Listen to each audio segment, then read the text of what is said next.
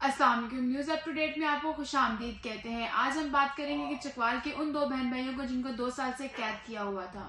چکوال میں 2 بہن بھائیوں کو جب قید سے نکالا تو بدقسمتی سے بہن جس کی عمر 26 سال سے وہ 10 روز قبل انتقال کر چکی تھی۔ اس کا بے جان جسم صرف ایک کپڑے میں لپیٹا ہوا تھا اور بھائی جس کی عمر 32 سال تھی اس کے ساتھ ایک دوسرے کمرے میں بند کیا ہوا تھا۔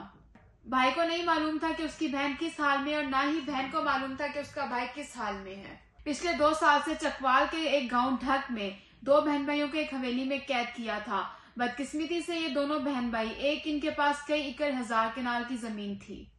کئی ہزار جگہ کے یہ مالک تھے اور ساتھ ہی ساتھ لیکن اس کے باوجود بھی ان کو حصہ نہ ملا اور نہ ہی ان کو رائٹس ملے اور کچھ قریبی رشتہ داروں نے ہی ان کو قید کیا ہوا تھا ایک حویلی میں۔ اب سوال یہ ہے کہ 2 سال قید میں رہنے کے بعد ان کو رہائی کیسے ملی اور جب پولیس نے اس حویلی پہ چھاپا مارا تو اس کو کیا کیا دیکھنے کو ملا، اس ویڈیو میں ساری تفصیلات کے ساتھ آپ کے سامنے رکھی جائے گی۔ 1 فروری 2025 کو پولیس کو ایک خط موصول ہوتا ہے ڈاکیے کے ذریعے۔ پولیس کو خط موصول ہوا اور وہ خط لکھا گیا تھا وزیر اعلیٰ پنجاب کو، لیکن چکوال کے ایک پولیس اسٹیشن میں ایس ایچ او کے پاس یہ خط پہنچ گیا اور جب ایس ایچ او نے یہ خط پڑھا تو اس میں لکھا ہوا تھا کہ پچھلے 2 سال سے 2 بہن بھائیوں کو ایک حویلی میں قید کیا ہوا ہے اور قید کس نے کیا ہے یہ جا کے آپ وہاں پہ تفتیش کریں اور پتہ کریں۔ اور ساتھ ہی ان کا باپ جو 2 سال قبل ہی انتقال کر چکا تھا اور ماں ان کے باپ سے پہلے ہی انتقال کر چکی تھی۔ اب یہ بھی خط میں لکھا ہوا تھا یہ جو 2 بہن بھائی ہیں ان کے پاس 7 سے 8 ہزار کنال جگہ ہے، یعنی یہ ہزاروں کنال جگہ کے مالک ہیں۔ اور ساتھ ہی اس میں یہ بتایا کہ جس خاندان نے ان کو قید کیا ہوا ہے وہ ایک سردار فیملی ہے۔ ان کی خواتین نہ تو باہر آتی ہیں اور نہ ہی ان کے حویلی میں کسی غیر مرد کو جانے کی اجازت ہے۔ لیکن میں اپنا نام ظاہر نہیں کرنا چاہتا، لیکن میں یہ چاہتا ہوں کہ آپ جائیں اور اس حویلی پہ چھاپا ماریں اور دیکھیں کہ کیا واقعہ ہے، کیونکہ کبھی کبھار ونڈو کے ذریعے محلے دار یا گاؤں والے ان کو کھانا دیتے تھے، لیکن 10 روز سے وہ لوگ نہ ہی تو کھڑکی میں آ رہے ہیں اور گاؤں والے کھانا دینے کی مسلسل کوشش کر رہے ہیں اور یہ سارا معاملہ ہے، اس پہ جلد سے جلد ایکشن لیا جائے آپ کی طرف سے۔ 1 فروری 2025 کو جب پولیس کو یہ خط موصول ہوا تو ساتھ ہی اس پہ ایکشن لیا گیا اور جا کر حویلی پر چھاپا مارا گیا اور دیکھنے کو کیا کیا ملا۔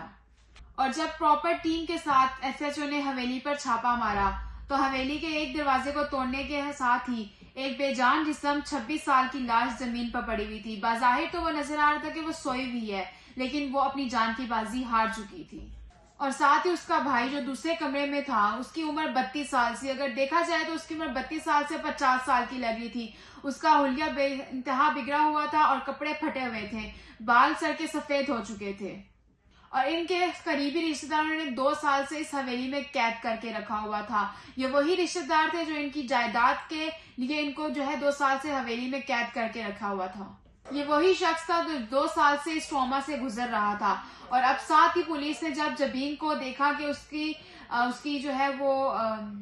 اور اس کو دفنانے کا بندوبست کیا گیا، اس کا پوسٹ مارٹم کیا تو پتا چلا کہ وہ لاش 10 سے 12 دن پرانی ہے۔ اور ساتھ ہی جب دوسرے کمرے سے حسن رضا کو نکالا گیا تو اس کا حال یہ نہیں بتا رہا تھا کہیں سے بھی کہ وہ کروڑ پتی آدمی ہے، اور وہ جبین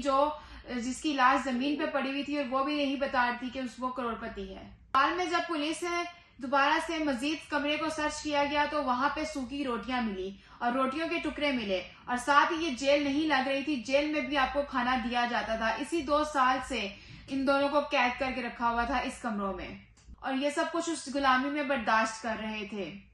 اور ساتھ ہی لوگوں نے بتایا کہ جنہوں نے ان کو قید کر کے رکھا ہوا تھا وہ ایک سردار فیملی ہے اور وہ جو ہے ان میں سے 2 لوگوں کو گرفتار کر لیا گیا ہے اور ابھی 2 باقی ہیں جو فرار ہے، پولیس کی انویسٹیگیشن چل رہی ہے۔ اور آخر میں یہی کہنا چاہوں گی، خوددارا اتنا بھی جائیداد کے لالچ میں نہ گر جائیں کہ اپنا کو ہی موت کے گھاٹ اتارنا پڑ جائے۔